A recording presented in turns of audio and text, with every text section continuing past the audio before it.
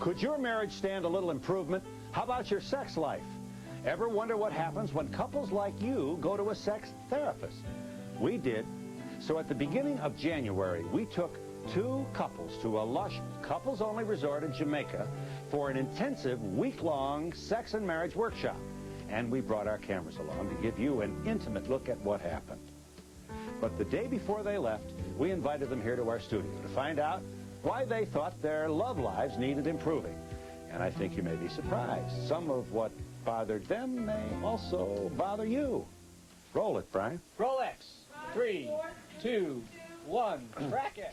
These married couples love each other. They will live forever with each other, better or for worse, but they want to improve their sex life, so they're going to go to a sex therapist, and the therapy is going to happen in Jamaica, and we're going with them. Yeah. Oh, come on, you people. Cut it out.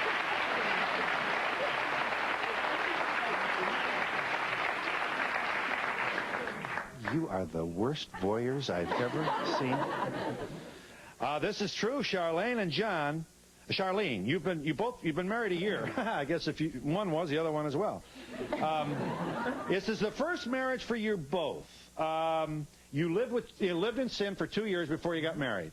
Correct. Yes, we did. Fine. And what was it? It was like the 4th of July and you got married and then the air went out of the balloon, or what happened here?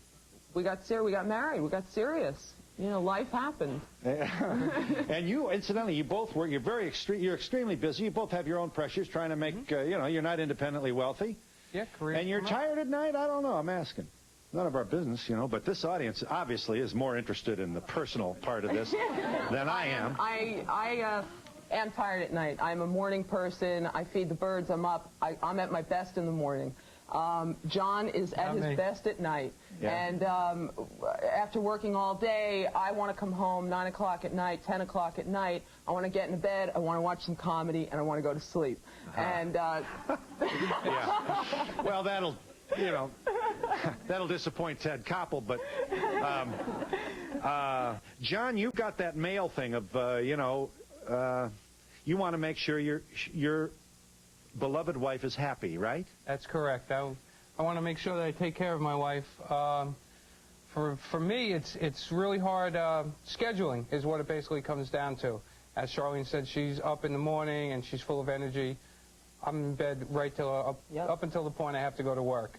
I have all my energy at night, but then after work, there's all the other aspects. I go to the gym. She's going out to maybe meet a girlfriend, go to a movie or something, and before we know it, it's 11 o'clock at night. We're both tired again. Yeah, and you don't want this. Do I understand, Charlene? You don't want, this is the beginning of one of those marriages where you sleepwalk through life, and he's in the TV, and you're on something else, and he bowls, and you go fly fishing, or whatever women do nowadays. I'm not sure. I don't want to, this is early on in our marriage, and I don't want, I could just see where this could become a rut, and I'm out in the, there's a lot of pressure out in the world to perform. And when I come home, to stop the head from spinning and to get into that romantic, setting is hard. And I don't want to find myself, 10 years from now, like, not even wanting to look at him or to deal with him at all, And I figure this is probably the best time is to start now, early. I can identify with what Charlene's saying. Let me just say, you're George Hobson. Right. Here you are with your beloved, devoted wife, Janet Kraft Hobson. Both of you gave us permission to say, this is the 3rd marriage for you both. And you don't want to go to the altar anymore. And you love her, and she loves you, and this is going to be it. And enough now already with this divorce and all the lawyers and things. Your first marriage, Janet, lasted a year and a half. Yeah. Not unlike a lot of first marriages. Your second marriage lasted 16 years. You gave it everything you could. And now here you are, after having been divorced for 4 years, married for how long now to George? Going on 9 months. 9 months. George, this is your 3rd marriage. Your first marriage lasted 7. Your second marriage lasted 9. We should have said that Janet has no children. You have one son by a previous marriage.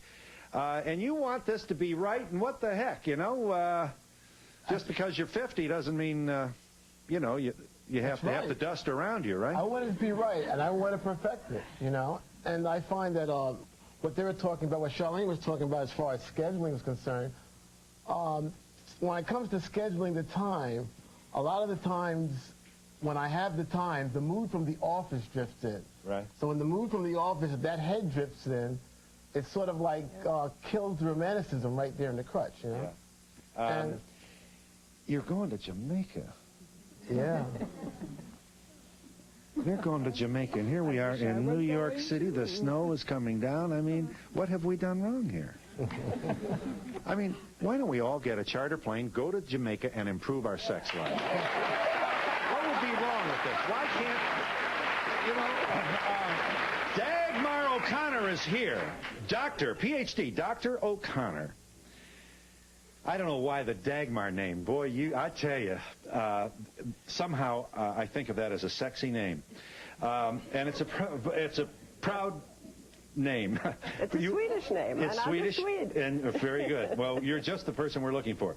You are in private practice in New York and have been for 23 years. So what is not so funny is that you have devoted your professional life to trying to help people enjoy their own entitlement, intimacy, sexuality, etc.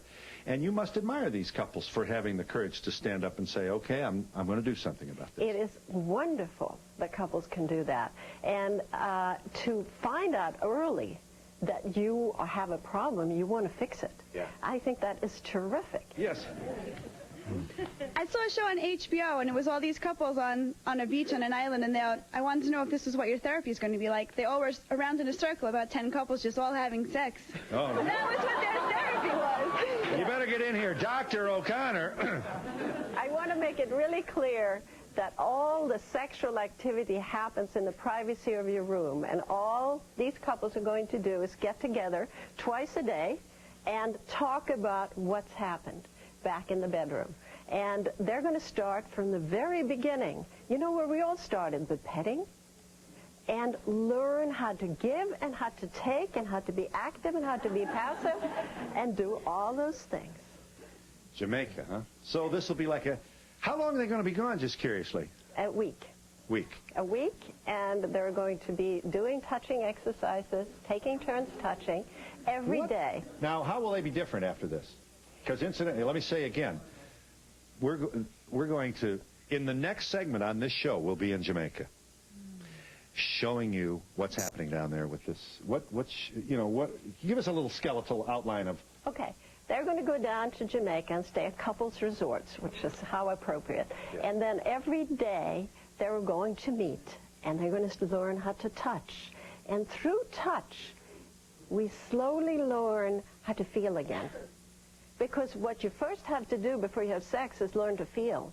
You know how often you get in there and you're not relaxed and you don't feel anything, you're all uptight? So the first process is just learning how to feel. And then slowly learning how to put sex back in a different way, totally different way. And after that, well, most couples want to come back. And most couples think of this as their yearly vacation. I have people booking up year after year. You've done this for 2 years, haven't you? Yes. All right, no, it's not a lot of wild orgy beach parties. Where do we get these audiences? What are you watching on television? We're going to have to talk to you. No, this is a serious clinical undertaking here. Nobody is embarrassed. Intimacy is in private, but there will be things we can show you. And so we are going to go to Jamaica with these couples. So if you'll be good enough to keep your seats, when we come back after this break, we'll be in Jamaica with couples whom we may presume will have an even bigger smile on their faces. And we'll be back from Jamaica in just a moment.